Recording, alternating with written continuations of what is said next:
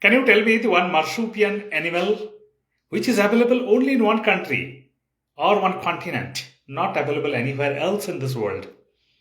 I know 100% of you can answer that it is the kangaroo of Australia.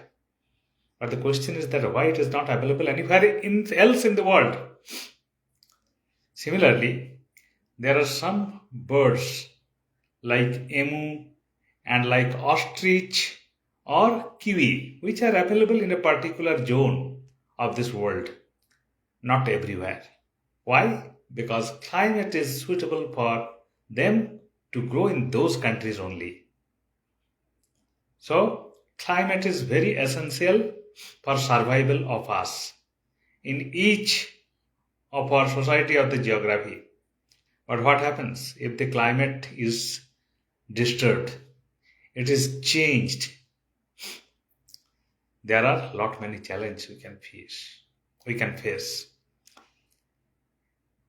Can you ask yourself a question that why in a particular time the mango trees are getting flowered? Not every time. And why there are particular climate and particular time it is suitable for crop productions?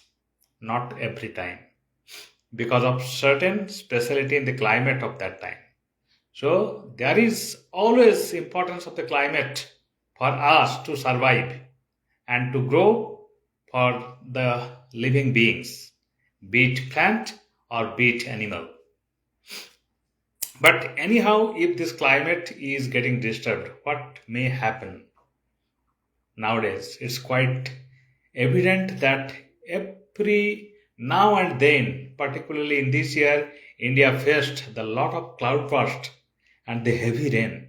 And because of that, havoc has been created in many places of India.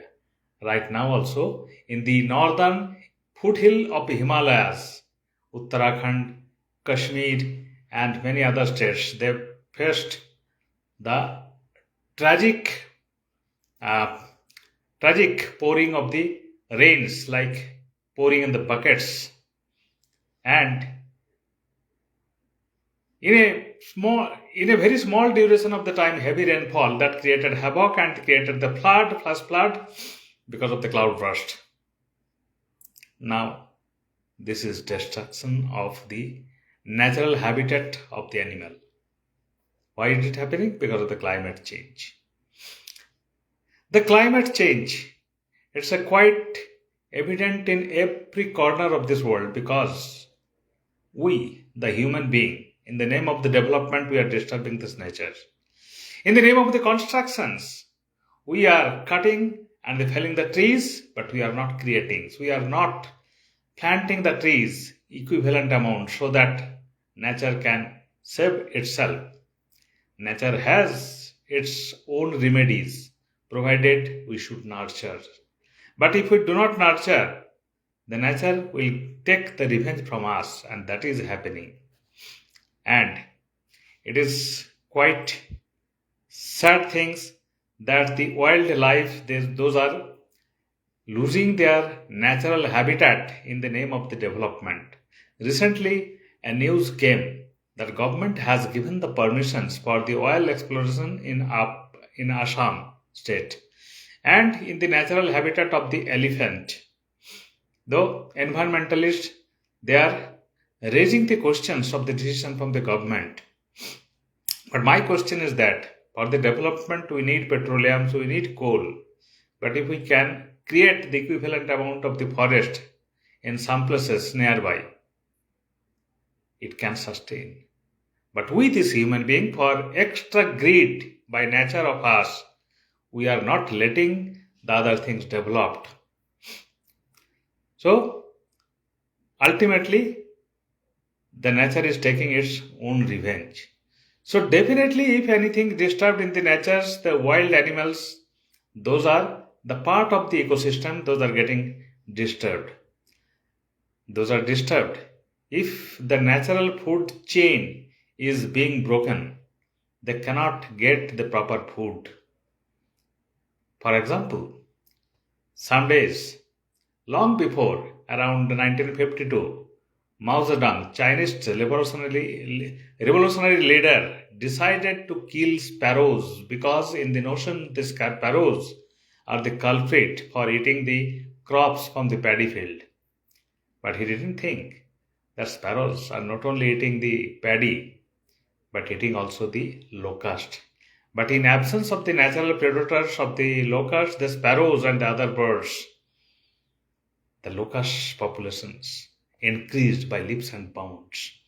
And instead of the sparrows, it was the locust who used to come in the swarm and destroyed the acres after acres, millions acres of the paddy field.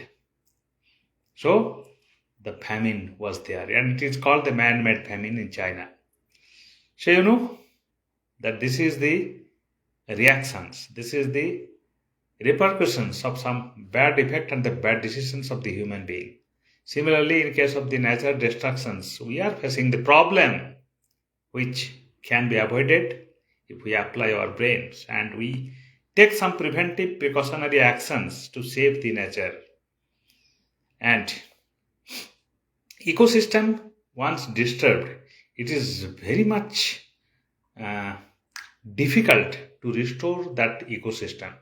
For China had to import lot many parrots from Russia or Soviet Union countries to compensate that. But it was not restored in a single day. It took lot many times. Similarly, there are many species which are on the verge of the destructions. Giant tortoise, you might have heard about. It was available in Madagascar, but it was on the verge of extinctions. Somehow, people are trying to make this species alive with a lot of efforts. But what is happening because of the climate change and because of some man-made effect and because of some carbon emissions, the nature is getting disturbed. The sea level is getting rise because of these things, and climate is getting changed time to time. I can observe.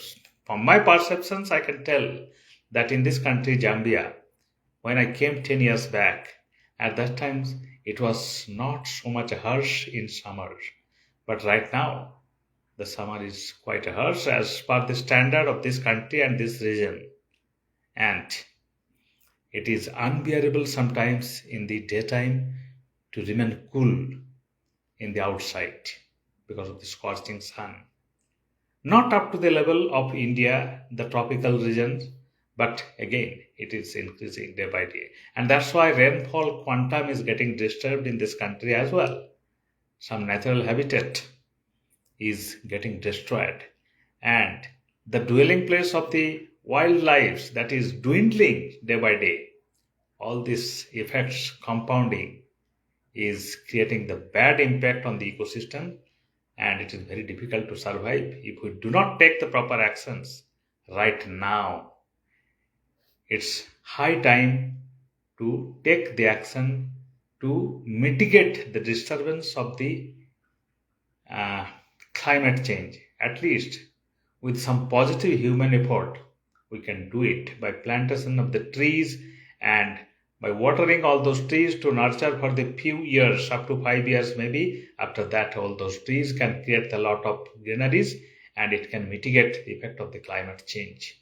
And all the flora and fauna can become in the safe place to grow and nurture and also spread accordingly.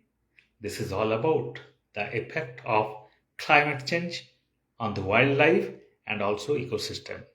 If it is getting disturbed such that in this is to such an extent, the food productions will also be affected adversely.